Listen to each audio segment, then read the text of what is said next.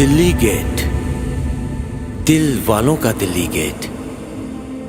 यहां जिंदगी के शोर में हर रोज कुछ ना कुछ होता रहता है, पर कमबख्त हमें इश्क हो गया।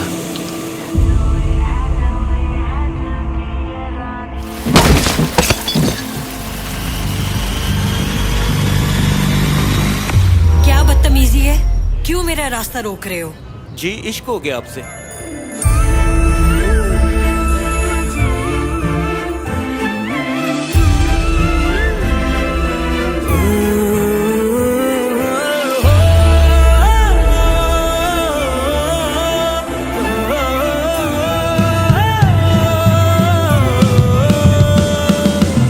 आप हौसला कीजिए भाऊजी, मैं एक बास के पंजे से अपनी फाख्ता छीन कर लाया हूं। आज तेरी हड्डियां चीख चीख कर ये गवाही देंगी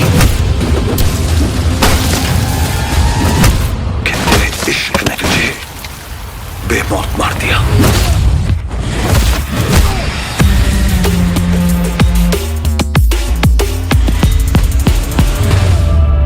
अच्छी यादों में एक ही बुरी बात होती है, मरते दम तक इंसान का पीछा नहीं छोड़ती। कभी सोचा भी नहीं था कि इश्क में ये अंजाम होगा।